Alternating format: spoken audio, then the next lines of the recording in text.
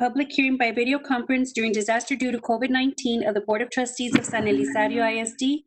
held this September 9th, 2020 is now called to order. Ms. Jaques, roll call, please. Madrid is in, I believe. But I'll go ahead and take roll in? or give a roll attendance because I don't know how he's doing there. So I see present Michelle Garcia. Becky Romero. Are you here, Miss Becky? Yes, I'm here. Okay, hi. Sandra Licon. Bernie Madrid, I believe. Here. Yeah, I'm here. Yay. And myself, Irene Jaques. Absent are Mimi Hernandez and Eduardo Chavez. Thank you, Ms. Jaques. So 5 members in attendance. Okay, thank you. We'll now proceed with on March 16th, Governor Greg Abbott granted a request by Attorney General Ken Paxton to temporarily suspend a limited number of open meetings laws to the extent necessary to allow telephonic or video conference meetings in response to the coronavirus. In accordance with those suspended rules, we certify the following. Notice of this meeting has been posted online for at least 72 hours. Although members of the board are not gathered in a central physical location, we do have a quorum in attendance in the meeting by a telephone call or internet access. We are meeting by use of both telephone conference call, online access, and through use of an email link for questions. If a member of the public submitted written comments in advance, the board president or a member of the administration will read the comments into record before or during the board's consideration of that item. If you would like to provide comment at a future meeting conducted by video conference or telephone call, please follow instructions on the meeting's notice. All other meeting procedures will adhere to the board adopted procedures to the extent practicable. An audio recording of this meeting is being made and will be available to the public at a later date. We apologize in advance for any unforeseeable difficulties and ask for your patience as we navigate unprecedented conditions. If you have any questions about these suspended laws, please call the Office of the Attorney General at 888-672-6787 or by email at toma@oag.texas.gov. Okay, may we rise for the Pledge of Allegiance?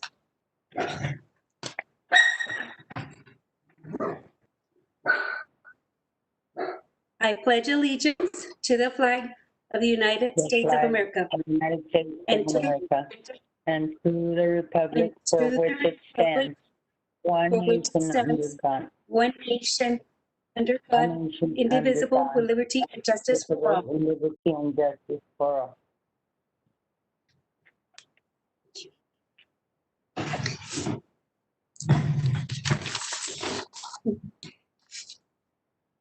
Thank you, and we will now proceed with San Elizario I.S.D. mission statement. San Elizario I.S.D. mission is to graduate students with skills to meet the demands of a changing world by promoting student success as non-negotiable, channeling resources to match the learning needs of students, employ and retain quality staff so that San Elizario is a proud, innovative, and academically superior district. Okay, we will now proceed to item 2, open forum. Ms. Christine, did anyone sign up for open forum? No, Ms. Lico, no items were presented for open forum. Thank you, ma'am. Okay, we'll proceed now to item 3, district recognitions. 3A, introduction of Ann M. Garcia Enriquez Middle School Assistant Principal, Mr. Alexander Coronado. Presenter, Mr. Richard Salcido, Principal. Thank you, Board Mr. President Salcido. Licon, members of the board, and Dr. Mesa Chavez. I'm proud to introduce you to our newest assistant principal at Garcia Enriquez Middle School, Alexander Corona. He is eagerly contributing to our campus by achieving high expectations for our faculty and staff, as well as our students. Mr. Corona is a graduate of Del Valle High School. He has his bachelor's degree in theater and psychology from Occidental College and he has his master's degree from the University of Texas at El Paso in counseling. He began his educational career as a theater teacher at Canutillo Middle School, where he enhanced creativity and fine arts. To fulfill his innate nature to listen and provide sound advice, he transitioned to school counseling, where he has served at Pebble Hills Elementary School, where he impacted over 700 students by providing counseling sessions, guiding lessons, and individual student planning. He will now continue to pursue his passion in making an impact in the San Elizario community. With great pride and joy, I introduce you to Mr. Alexander Corona.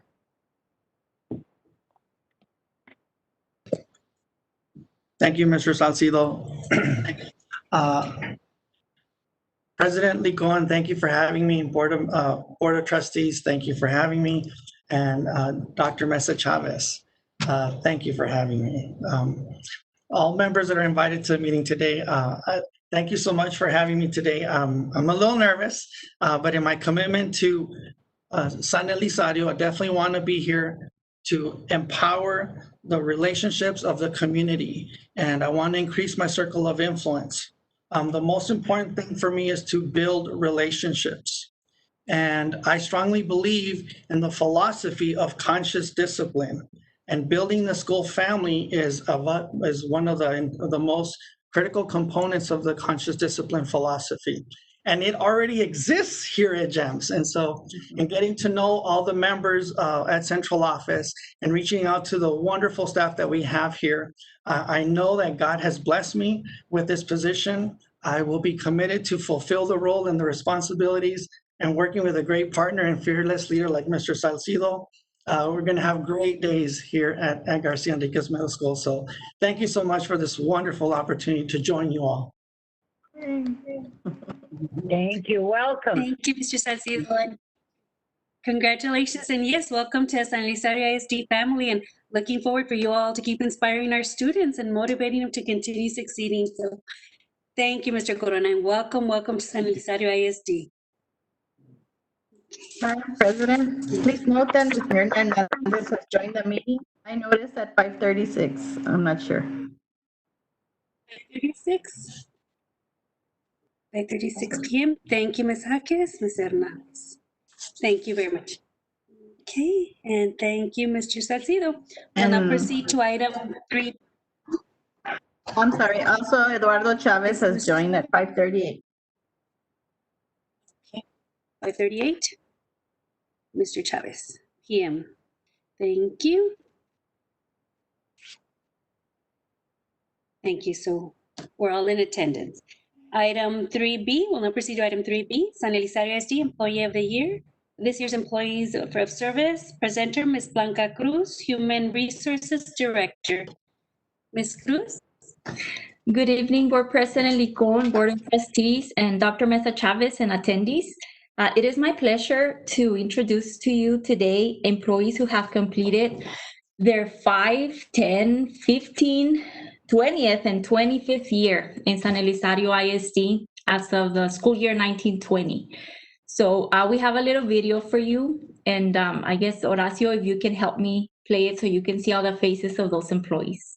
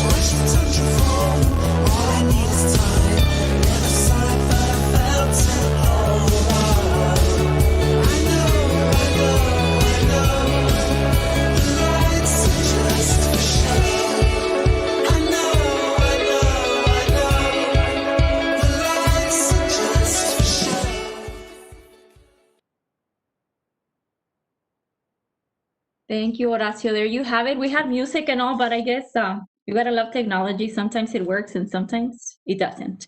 But just so you know, we'll be giving them some medals with their years of service to our district. So they'll be picking those up from us here in central office. And of course, we'll be excited to see some faces finally. So thank you all so much. And I guess I have another item, so I'll see you a little bit later. Thank you. Thank you, Ms. Cruz, and thank you to all the district personnel for all their years of service and for the dedication that they've shown to our district, to our students, and our community. So thank you. Thank you very much. And congratulations to all of them. Okay, we will now proceed to item 4, consent agenda, items 4A through J1. If there are any questions or there's anyone that would like to pull out an item or any discussion on any of them?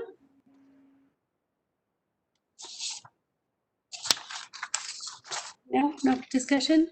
And there was I items. so move, President Licon.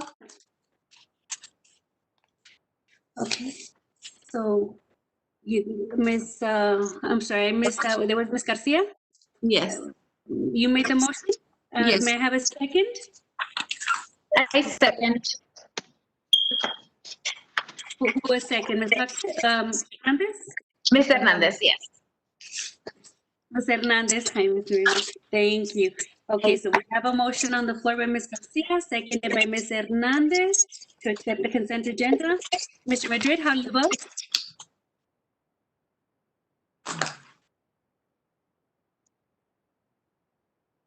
Are you on mute, Mr. Madrid? I said aye. Yes. Aye, okay. Mr. Chavez? Aye. On mute. Thank you. Ms. Jaques? Aye. Okay. Ms. Garcia? Aye.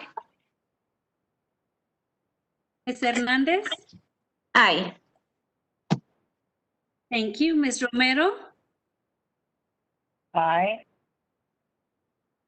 Thank you. And Ms. Licon, myself, aye. Motion carries. Thank you. Okay, so with that, we'll move on to item 5, new business board action items. 5A, a public hearing on proposed tax rate for the fiscal year 2020-2021. Presenter, Mr. Norberto Rivas, Chief Financial Officer, and this will begin in our board packet, page 229.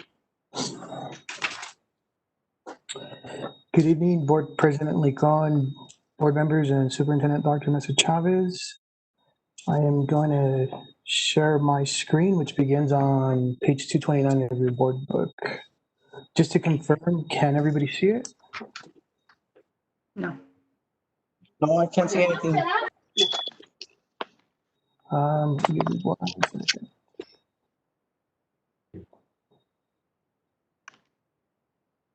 Okay, there it is. Now we're seeing it. Okay.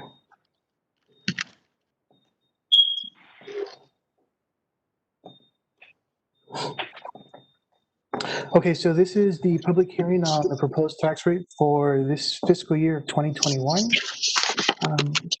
This is a slide that I include every year. What are property taxes? Property taxes pay for schools, streets, fires, police departments, depending on the governmental entity. In the case of school districts, we have 2 types of tax rates that comprise our overall tax rate.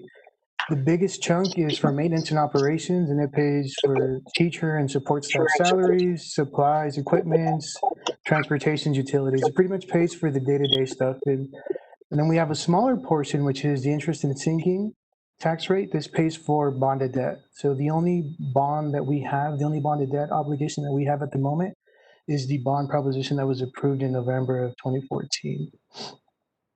On the next page, you'll see a tax rate comparison for the 2019 school year. We were at the lower end, lowest tax rate in the area. For this year, based on what I've seen, it's not included in the presentation, but based on what I've seen, we'll be second lowest. I think Anthony will be lower than us by about half a penny. But anyhow, on this slide, you see the maintenance and operations rate for all the school districts and the interest and sinking rate as well for this last year that just ended. On the following slide, on the following page, you'll see the history of how our tax rate has changed over the years. You'll see that at the very beginning, 2014-15, the INS rate was 0.0518, and then it went up to 0.1258. This was because of that bond proposition that was approved, and because by the time the bonds were sold and we had to begin paying the obligation, that's when you see the biggest hike there in, I guess, in the years presented. On the following page, you'll see the actual the legal notice that was published in the West Texas County Courier. The form itself, it's a template prescribed by the Texas Comptroller, so we just kind of go in and fill in all the figures as it corresponds to our school district. On the following page, you'll see a table that compares the 2019 rate to the proposed 2020 rate. So you'll see that the M&O side is going to be decreasing. This is as a result of HB3. HB3 had a tax rate compression component, which means that every year the M&O rate should be compressing a little bit.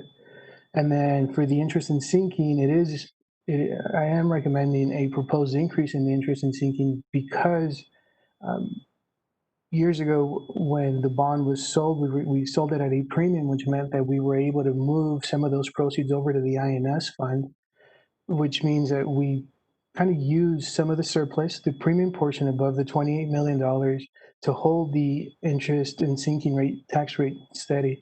That fund balance is almost depleted. And so when you combine that and you combine the fact that we have increased property values and less students, our local share has to be higher. That's kind of the note on the bottom. So this tax rate for this 2021 year is the second year in the current biennium. So in order to maximize the EDA funding for the upcoming biennium, they use the tax rate for this 2021 school year, which is why it is being recommended to increase. On the next slide, here you'll see a couple of new tax rates and new terminology that came up as a result of HB3. The no new tax rate used to be called the effective tax rate, and this pretty much means what is the rate that would generate the same amount of revenue in the current year as was generated by a taxing unit's adopted budget rate in the preceding tax year from property that is in both years. So this just kind of shows what is your overall effective rate. The voter approval rate, this is the highest tax rate we can approve before requiring a voter election.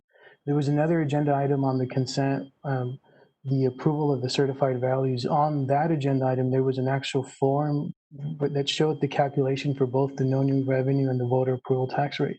So on that form, the INS rate can be a little bit higher, which would take us from $1.17 to $1.1806. But because we still have a little bit of fund balance available in the INS fund, we don't have to go as high as $1.1806. So we can hold at $1.17, we can increase the EDA funding and then still be okay. And then ultimately, the proposed tax rate, like I mentioned, it's on the bottom. It's comprised of the two portions, the M&O and the INS rate. Finally, what would that impact be if we were to increase the rate from $1.1461 to $1.17? If in taking the average taxable value of residents, it would be about $42.88 more for the average home in San Luis I.S.D. So with that said, I am available to answer any questions that the board may have or any questions that the public may have because this is a public hearing.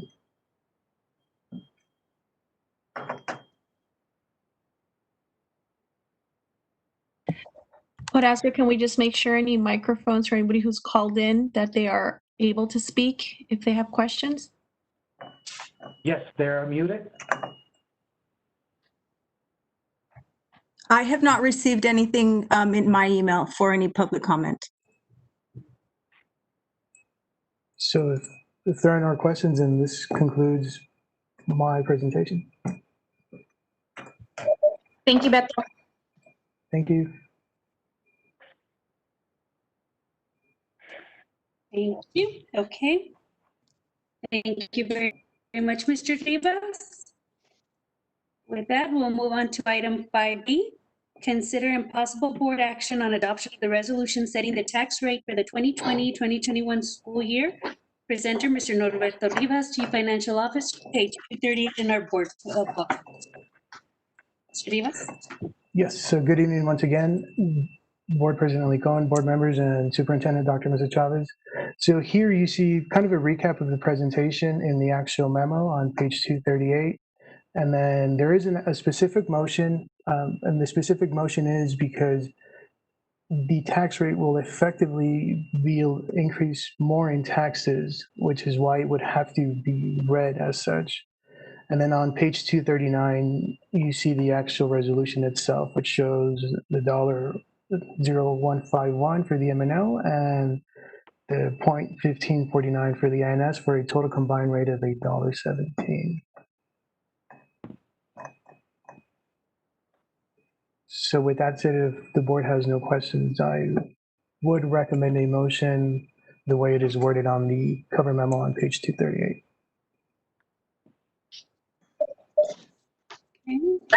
Okay. Board members, any questions? Comments? No? Okay. Go ahead, Ms. Hernandez. I move that the property tax rate be increased by the adoption of a tax rate of $1.17, which is effectively a 1.84% increase in the tax rate. 30 seconds.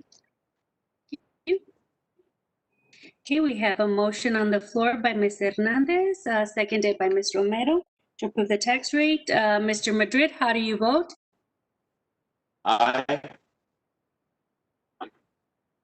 Mr. Chavez? Aye. Mrs. Jaques? Aye. Mrs. Garcia? Aye. Mrs. Hernandez? Aye. Thank you. Ms. Romero? Aye. Thank you. And Mrs. Licon, aye. Motion carries. Thank you. Thank you, Mr. Rivas. Thank you. Okay. We'll proceed to item 5C. Consider possible board action to approve 5-year agreement for NFHS Network School Broadcast Program with Play On Sports. Presenter, Ms. Christine Jacks, Athletic Director, page 240 in our board book. Ms. Jacks, you have the floor.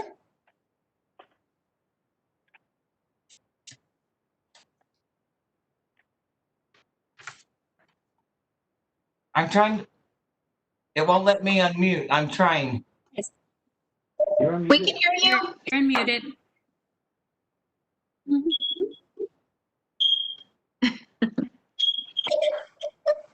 Okay, go ahead, Ms. Jackson. There you go. Can you hear me now? Because it shows that I'm still muted. You're No, not. you're good. My little microphone is marked off. Good evening, Board President Lacone, members of the board, Dr. Jeannie Mesa Chavez, Superintendent. Thank you for allowing me to speak to you tonight. The COVID-19 pandemic has created a situation which will not allow an audience into our athletic activities. In reviewing the possible solutions, we found one that we feel will best allow us to live stream the athletic activities out to the community. We discussed this, I brought this to you at the last board meeting, that we were looking for something, and the one that we were looking at that time was very expensive over a 3-year period. We needed manpower to run the cameras, and that just was making it very difficult. So we looked at other options. And I am bringing forth today the National Federation of High Schools, their network. This is a network that when we played the soccer state playoffs, Hadassah was able to live stream all the way from Austin those games to the boardroom and to the high school. And this is the best part of using this program is you don't have to have anybody to run the cameras. They will install them and they take care of it. They're automatically programmed. the cost, they will give us two cameras for the price of $2,500. And they will come and do the installation. They will put one on the football field and they will put one in the main gym. We would have to have 2 drops in meeting with Horacio in the technology department, which would cost about $500. So that would be an approximate total cost of installation of $3,000. And we would never have to pay another dime to the NFH network. That would be the only cost that we would put out. They will monitor and we would have access to them for the next 5 years. The plan at this time, if we can go with this one, is I would like to possibly move middle school athletics to the high school so we can live stream from the high school their games as well. And that was another thing that we were looking at. But these cameras, they have an auto tracking feature that enables the cameras to follow the action. No camera operator is required. They have a full audio integration. They have a scorebug graphics with the real-time data pulled from the scoreboard, and it integrates with coaching software. Non-sporting events such as graduations, pep rallies, ceremonies, they can also be live streamed and they would be free. They would not be able to, they wouldn't be charged. The only thing about doing this is a subscription would have to be purchased. It would be $10 a month or $70 a year. And then we would receive revenue back from all the subscriptions that are purchased by our community. We would get 10% of the monthly subscriptions, and then we would get $20. It's for 0 to 300. It's a yearly subscription. We get $20 back off of, it's a $70. We get $20 back. So we can bring back money in from the subscriptions that are sold, and they would have access to a lot of games outside of El Paso and to our games as well. So are there any questions at this point? I have a question, Ms. Licon. This is Ms. Garcia. Ms. Jax. Yes, ma'am. For, say one of the parents is here and one of them is working out of town. Do the 2 parents have to purchase different subscriptions? I would have to double check on that, Ms. Garcia, but I think personally, I think it would be okay if they had the one, if they signed up like as a family, but I can ask that question and find out. Okay. Thank you, Ms. Jax. I have a question as well. Any other questions? Yes, sir. Mr. Mr. Madrid. Madrid? Can you all hear me? Yes, sir. Yes, sir.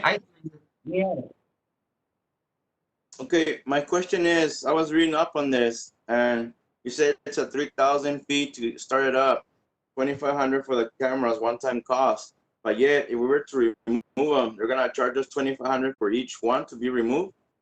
Yes, but at this point, I don't see a need to remove them at any time. And they're actually, because of COVID, they have decreased the prices because it was supposed to be $5,000 a camera. So they're giving us a discount, and that's what they're doing across the state for everybody. So, but I wouldn't see a reason to have to remove them. But we're also making a contract, right? Pardon me? We're making a 5-year contract on this? Yes, sir. So let's say down the road, 2 years down the road, we're back to normal, COVID is gone or maintained. Are we gonna utilize them? We should still be able to utilize it for others. I think the big one is the football on Friday nights, but we can use it for other activities that are going on. And you said that we could possibly use them for graduation, Yes, but if it's gonna be stationary at one point, is it gonna be okay to have it there for graduation, or are they movable? The cameras, they rotate, and if the football, and the thing about that, if graduation, we have it on the football field, and we have the camera set up there where we can record. But the gym is always the backup location for graduation in case of bad weather. There's a camera in the gym, so we would be covered in either place if we were have to come in from outside of the weather. Okay, thank Does you. that answer your question? Yes. Okay. Ms. Jax, I have another question.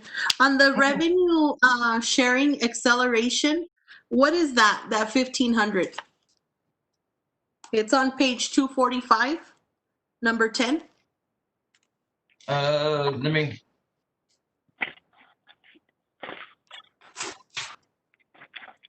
Okay, what that is, they were gonna, and I'm putting no on that check mark when I want to, because I have not filled any of the contract out because I'm waiting for approval. This was like on the revenue sharing, they were saying in the original form that you would have to wait up to 4 years, I think it says, and before you would start getting money back. And this option says if you give them 15 up front, it starts automatically right now, but they were waiving that. And because of COVID, they're automatically going to start the revenue sharing. Is that in the contract that they're waiving it? Yes, I think it is. And I have the form from him. I can make sure he puts it because it's in all the emails and all the conversations I've had with him. Yeah, would you be just better to get it in writing? Am I correct, Ms. Mata? That's correct. Good evening, board members, board president, and Dr. Mesa Chavez. Also, good evening, Ms. Jax. Good. What we can do is I can make sure that the contract expressly states that the company is waiving that. They've been a very responsive company, and they have been reasonable with their pricing. We first came into contact with this company through Socorro I.S.D. So far the discussions have been good, and I'll make sure that whatever waiver they're affording San Elizario I.S.D. makes it into the contract, because no email or conversation is going to basically trump any of the contract language. So we want to make sure it's in the contract somehow, and I'll make sure that it is. Thank you, Ms. Mata, and thank you, Ms. Jax. Thank you, Ms. Garcia. I have a question. This is Irene Jaques. Yes, ma'am. Did you say that the cameras move? They kind of like rotate. They're pixel-like cameras, and they have like different views, and they're really nice. And they come and install everything, and we don't have to do any setup. And I made sure I went through all the hardware requirements and the network requirements. I met with Horacio and Vicente from technology to make sure that we had the capability to make this work. Well, if there's no further discussion, I move to approve. Okay. I second. So then we have a motion on the floor by Ms. Jaques, seconded by Ms. Romero to approve item 5C. Mr. Madrid, how do you vote? Aye. Thank you. Mr. Chavez? Aye. Mrs. Jaques? Aye. Mrs. Garcia? Aye. Mrs. Hernandez? Aye. Ms. Romero? Aye. Yeah, Mrs. Licon, aye. Motion carries. Thank you. Thank you, Ms. Jax. Thank you, board. Have a good evening. The rest of the evening. I'm gonna mute myself. I can find it. Thank you. It's like. Thank you. Okay, we'll now proceed to item 5D. And this is considering possible board action to approve purchase order number 40786 to PC Automated Controls, Inc. for $305,165 for the purchase of needle point bipolar ionization product for either the general fund, general funds fund balance by amending the existing budget or from remaining Series 2015 bond proceeds by rescinding previously approved group aid projects number 9 through 17. Presenter, Mr. Jesus Martinez. Support Services Director, Mr. Norberto Rivas, Chief Financial Officer. Page 253 in our board book. Man, that was a mouthful. Good evening, Board President, Ms. Licon, members of the board, and Dr. Mesa Chavez. This item has to do with the, just like Ms. Licon said, it's a mouthful, but needle point bipolar ionization.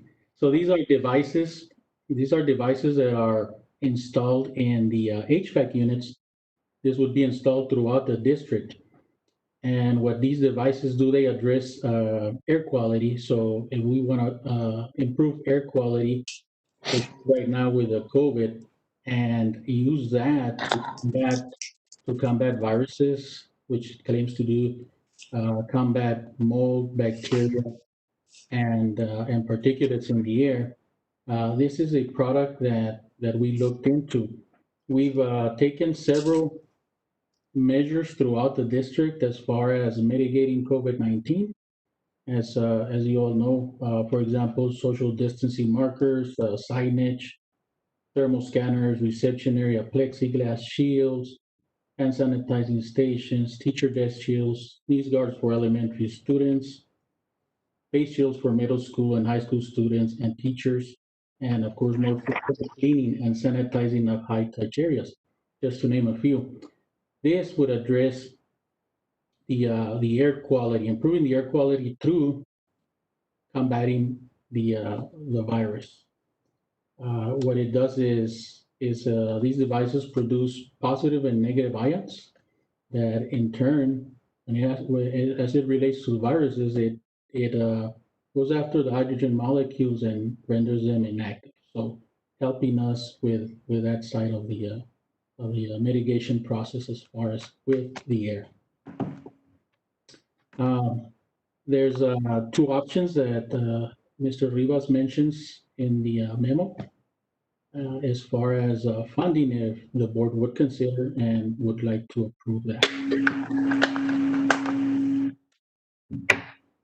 At this point, I would like to also say that I have invited Mr. Daniel Shelton. He is the CEO of PC Automated. If you have any other questions or you have any questions regarding this, I'm more than happy to answer them. I do have a question for him, Mr. Martinez, Ms. Licon. This is Ms. Garcia. I have a question on I was reading on it that the system lasts about, correct me if I'm wrong, 10 years, correct? Yes, typically that's the lifespan of that. Mr. Shelton, are you on? My question is for Mr. Shelton that after those 10 years, is it maintenance or is it replacing the whole system? Yes, hello. And so with the needlepoint bipolar ionization, and you mentioned the lifespan being, average being 10 years, we've actually seen where it can go anywhere, say, from 10 to 15 years. And at that point, you might start seeing some downgrading of the ions being produced. But I think in all reality, when you're looking at a 10 to 15 year lifespan, that happens to be the same lifespan as your rooftop equipment itself. And so what I would recommend is that once you go to replace that aging rooftop equipment, if you plan on doing it, say, in the next, say, 5 years or so, then you would take this device out, putting it in the next. For a longer term plan, you can go ahead and when you replace the HVAC units, then you would be replacing one of these devices as well. And it would be one device for each air conditioning unit. So would the cost remain the same? Or what I'm saying is when we replace the HVAC and we go ahead and get another unit, it's going to be the same price. We're looking at another $300, whether it's gone up or not. So no, because I don't think you would be doing it, say, as a complete basis on say the 300,000, it would be say on a 1-to-1 basis where you can just replace, one air conditioning unit and then put on the one ionization module onto the new unit. And that's something that could also, if as the contractor or even your personnel, as far as when you're doing a 1-to-1 change out, this is something that can be accomplished by the installing contractor. We don't necessarily need to be involved again at that point. Okay, all right, thank you.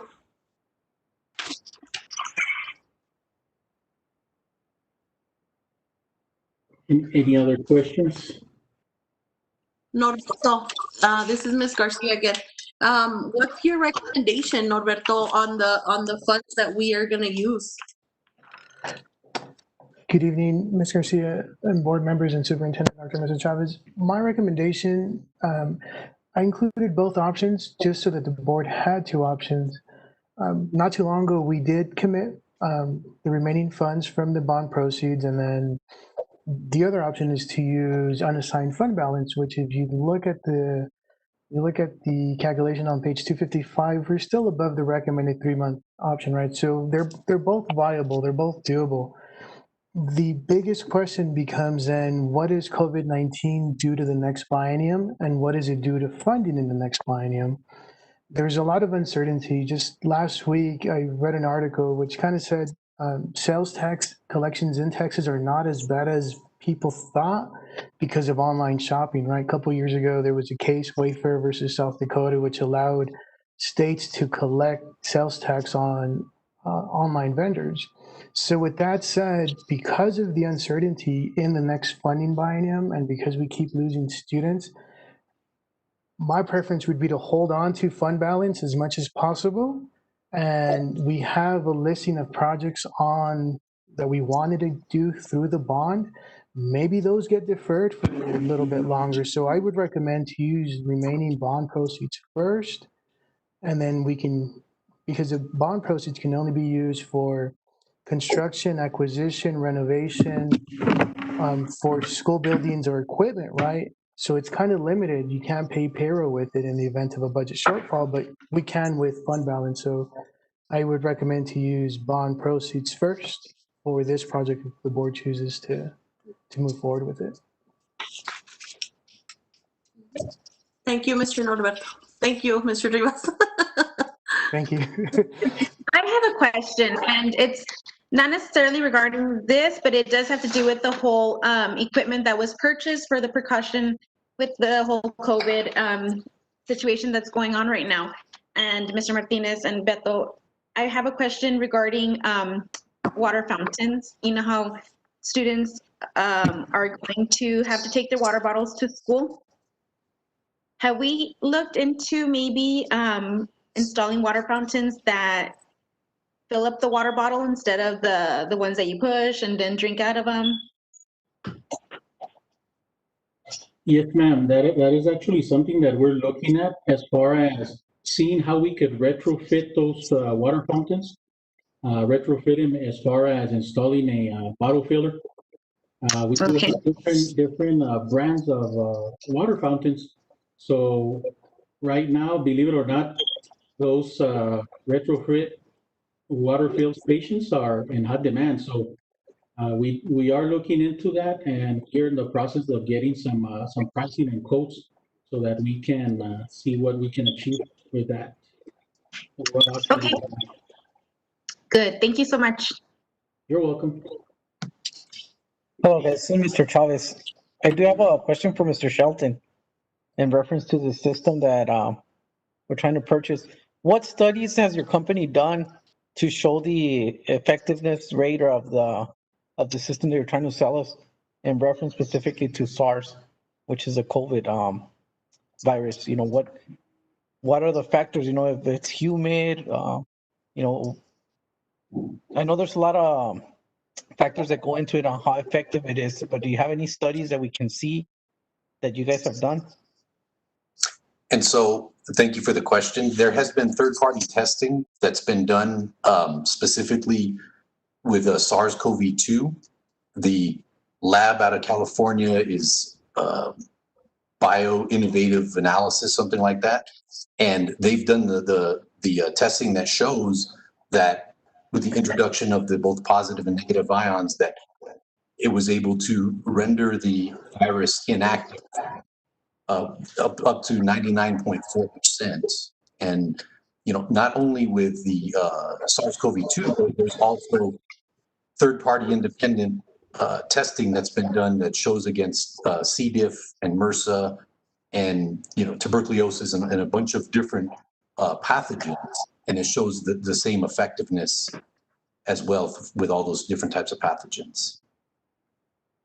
Okay. Is there any way that you can show those reports to us or Yes. make it available for us? Yes, absolutely. Okay, thank you. So, Mr. Shelton, this is Ms. Garcia once again. I don't see the contract in here. So my question is, what's the maintenance for something like this? And so there's no maintenance required for these devices because they are self-cleaning in nature. So they do not require, say, maintenance like filters or belts or anything you would typically do on an HVAC system. Okay, Mr. Chavez, did you want to, are we trying to table this or we're okay?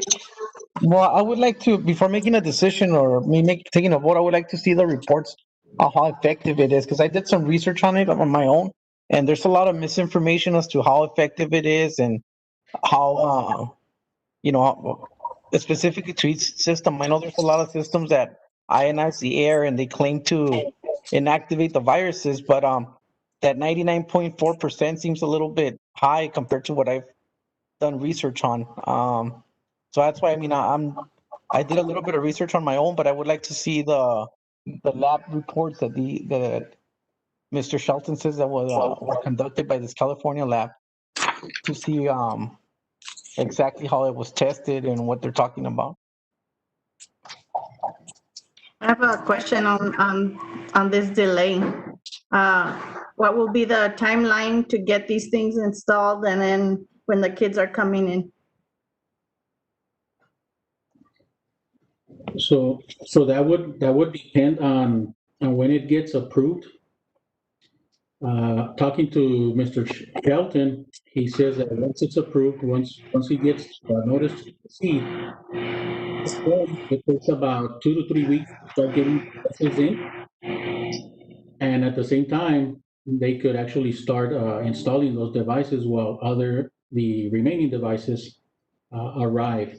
So the timeline, if we were to get approval soon, would be that we would complete the project possibly by mid-October to end of October, if approval was to be granted after today, per se. Well, that kind of And that is concerns about the time the children are set to be coming back. Mhm. Yep. I'm only one person, guys, but I find it really hard to believe the claims that are being made. So I would like to see I would have loved to see some proof of the claims that are being made. But it's a board, so I'm only one person. If you guys want to approve it, go ahead for it. Go ahead and move through. And so I just want to add to that, Mr. Martinez, did you search other companies or what was the process in deciding on this one? As far as searching other companies, I went ahead and provided this information because they are on the Region 19 Purchasing Cooperative. So as far as the pricing, they do get vetted for different criteria, one of them being pricing. They want to provide this to the board to see and consider versus going through the solicitation process that would take a longer time. And basically because of the time frame we're looking at. That Mr. Shelton can pull up right away. Using this system? We had both people talking at the same time. I didn't hear. Go ahead, Ms. Licon. Yes, my question is, do you know if there are other districts using this system? And how are they feeling about the system? Or is it already being actively used in the other districts? Yes, and so right now, Clint, Regional office? so was that question for me? Yes, go ahead. Go. Yes, Okay. sir. Yes. Okay. So Clint I.S.D. has moved forward with the installation of the product, and right now we're currently installing the IDEA Public Schools, and we've also given delivery to Texas Tech for their educational facilities, and then in addition, we've done some at UMC, and then some. There's been some additional office buildings as well. So the only school district that's opted for it is Clint. Right, Clint was the first one that's opted for, but we are talking with, we're talking with all of the school districts in the area at this time, trying, we're in different phases, whether it's in the presenting, providing pricing, or during the installation. Is there some studies you can pull up real quick that you have on hand that we can see? I mean, or you can give examples to Mr. Chavez? Yes, let me, 1 second here. All these, the WebEx and Teams and Skype, they all have just a little bit different on the control side. So let me see if I can share. Let's see, share content. President Nicon, this is for I have to give you access. Let me give you access to present, okay? Okay. Go ahead, Ms. Mata. Yes, Ms. Mata.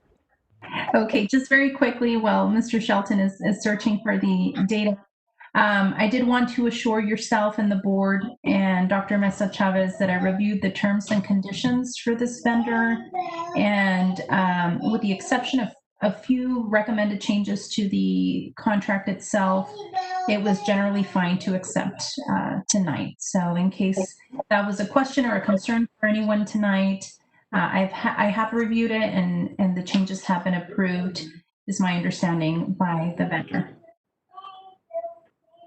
Okay. Mrs. Licon? Thank you, ma'am. Mr. Shelton, you now have access to share your screen. Yes, ma'am. Yes, Dr. Mesa Chavez. I just wanted to indicate before Mr. Shelton starts that when we discussed this in cabinet, one of the things where I expressed, because I think I was on the same thought that Mr. Chavez was indicating, nothing is guaranteed. I want to make sure that we understand that what we're doing is we're improving the air quality of our buildings, which will help bring our employees to have ease, because not even in hospitals, I mean, you have nurses who are still getting sick, doctors, and they have, a different type of system. But I just, that was my expression and my conversation with our cabinet team members. So I just wanted to make you aware of that. Thank you, ma'am. Okay. Mr. Shelton? Yes, okay. So briefly, this is the lab results, the third-party lab results that I was talking about from Innovative Bioanalysis. And it kind of goes into the methodology and their objective to find the effectiveness of the bipolar ionization versus the SARS-CoV-2 virus. So it gets in a little bit of technical jargon here. But it comes down here in the bottom, where it says that where the SARS-CoV-2 was exposed to needle point bipolar ionization for a period of 10, 15, and 30 minutes.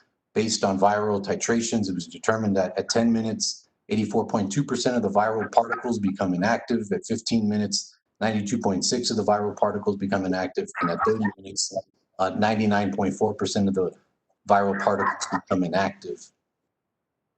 And so this is the one test result with the SARS-CoV-2. I can bring up another one in terms of, there's another sample.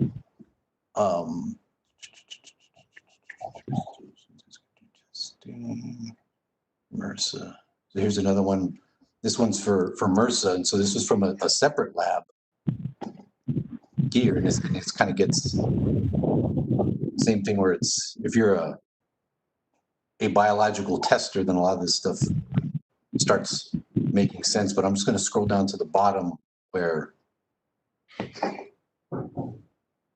the summary of that, or it kind of shows the width and, you know, when it's exposed to the bipolar ionization and when it doesn't, as far as the control. And then in the end, you know, like here, this particular one had an expected 90% reduction in MRSA occur every 24 minutes. And so one of the points I was brought up, and I think I do need to emphasize this, is that, you know, this type of technology, you know, it's more, you know, it's a preventative technology, and it's never meant to take the place of, you know, any type of CDC guidelines, social distancing, masking, stuff like that. I would always tell people, it's like, if I take off my mask and sneeze on you, there's no amount of technology that's going to mitigate, or any Clorox or anything. Then it just becomes, you know, between me and if I'm sick and your immune system. And so, yes, that's one thing that's important to note, that just because you install this type of technology doesn't mean that you don't need to follow the social distancing guidelines. And it just helps as one more step to mitigate the virus. And these here are just 2 samples, but I do have some other ones for tuberculosis and some of the other ones as well. Another benefit of this technology is that once it's installed, right? So you're getting two benefits here. One being the inactivation of the viruses, you know, providing better quality of indoor air through what they call agglomeration, or the clumping together of allergens and pollens and stuff like that, you know, making the air cleaner. But I think the other part of this is gaining some peace of mind. And so, you know, with that, remember when I was talking with one of the universities, and they were saying that, you know, this is just as much a public relations thing, because we need to be able to demonstrate to the community what we're doing to keep people safe, and being able to show, you know, the commitment to, you know, to clean air and safety and stuff like that. And so one thing is that upon installation of the technologies, then you get this signage that goes up on the doors that at least allows folks to, let me see here. There we go. You know, to know that, hey, that these facilities invested in technology to provide cleaner, fresher air. And so, yes. Any other questions?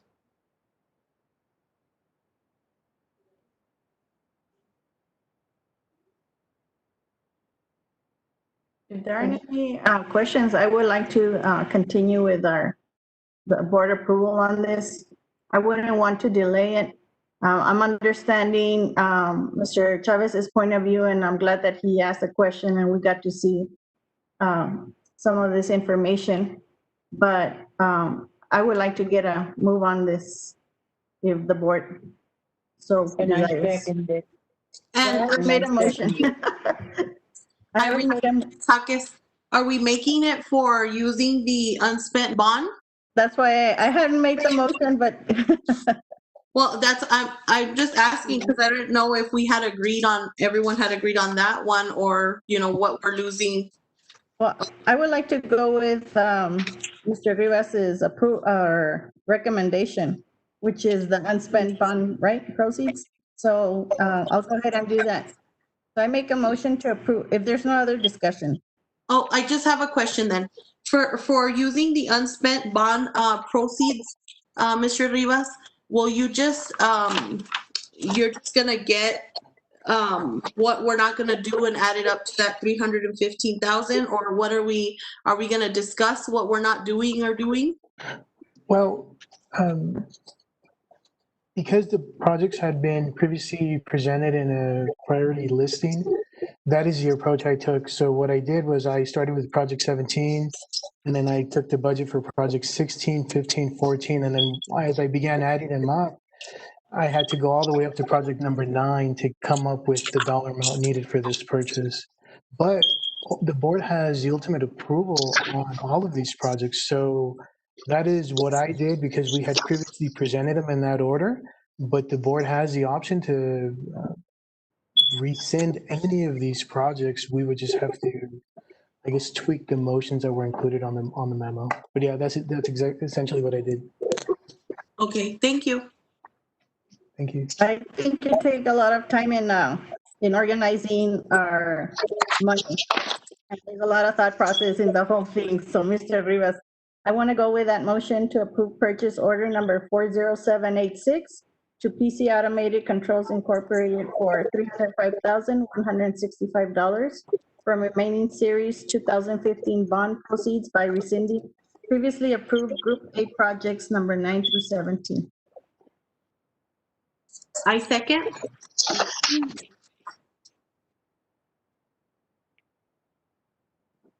Okay, so we had a motion by Ms. Hawkins, seconded by Ms. Garcia Yes. to approve. Okay, for item 5D, Mr. Madrid, how do you vote? Aye. Thank you. Mr. Chavez? Nay. Okay. Mrs. Hawkins? Aye. Okay. Ms. Garcia? Aye. Mrs. Hernandez? Aye. Ms. Romero? Aye. And Mrs. Licon, aye. 6-1, motion carries. Thank you. Motion has carried. So we'll now move on to item 5E. Thank you. Item 5E, discussion and possible action to approve board resolution during precautionary exclusions to provide additional paid leave for eligible employees amid COVID-19 disruptions. Presenter, Ms. Blanca Cruz, Human Resource Director, and Ms. Priscilla Mata, Legal Counsel. It begin in page 258 in our board book.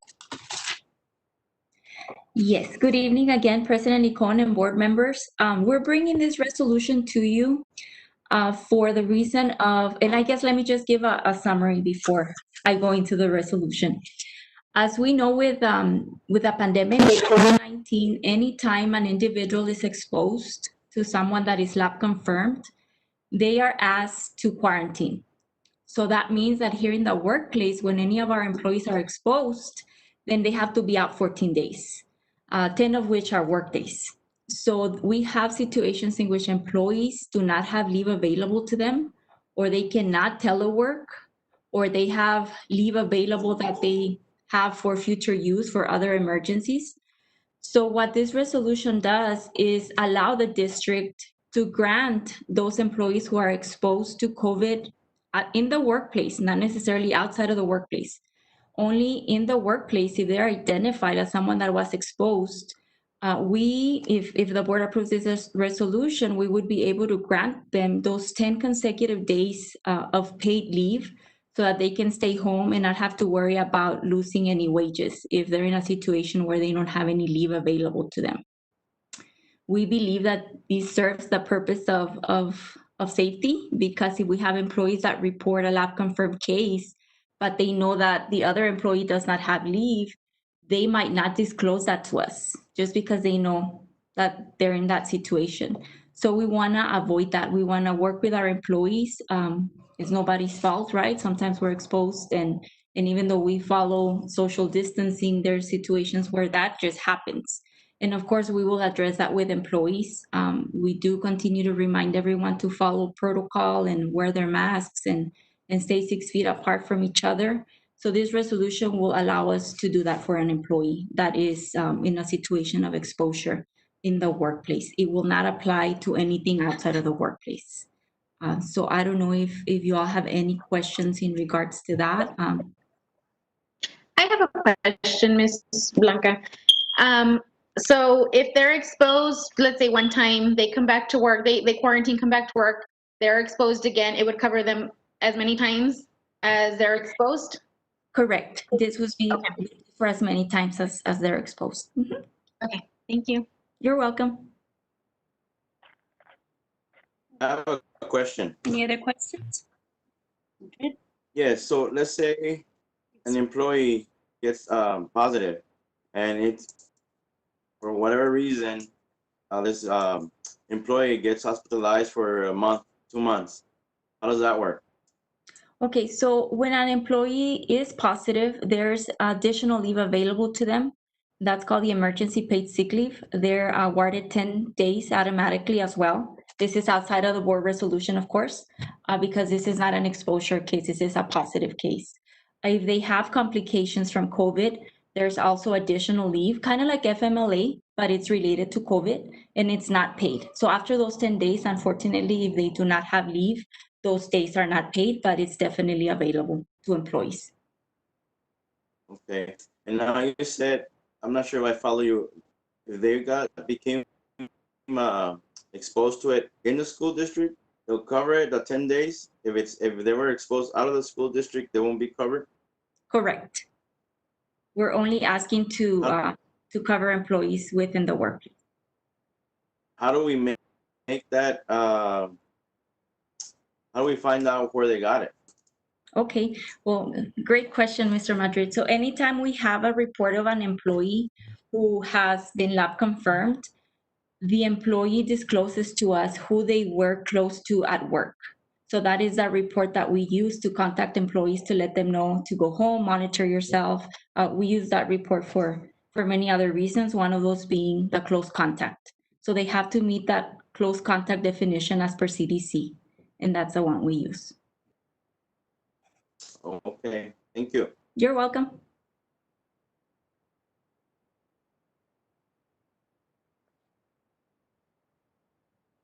Any other questions?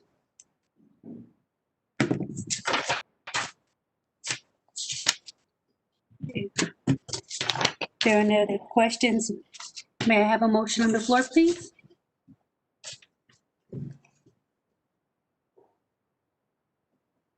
I so move. Motion by Ms. Huckes. I second. Who seconded? Myrna Hernandez. I did. Thank you, Ms. Hernandez. Sorry, Fernie. Okay. You're on delay. Okay, so we have a motion on the floor by Ms. Huckes, seconded by Ms. Hernandez. Mr. Madrid, how do you vote? Aye. Mr. Chavez? Aye. Mrs. Huckes? Aye. Mrs. Garcia?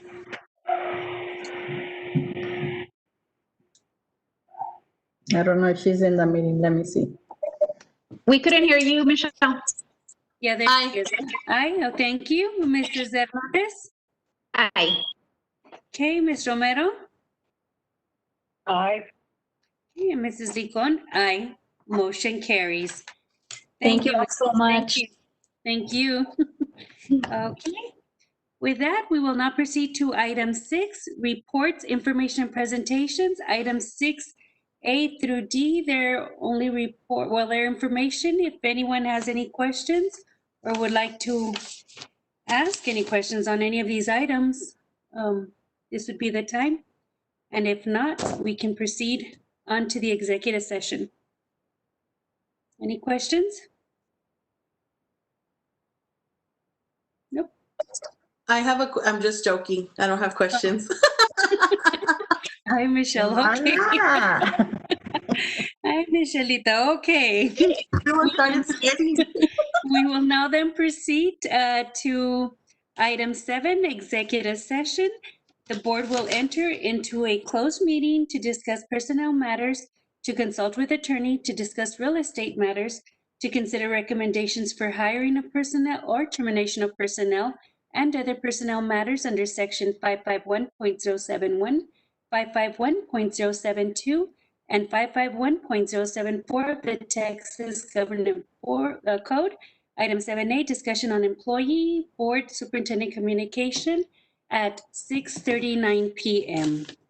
So if we can all mute and close our cameras so we can go into executive session. See you in a bit.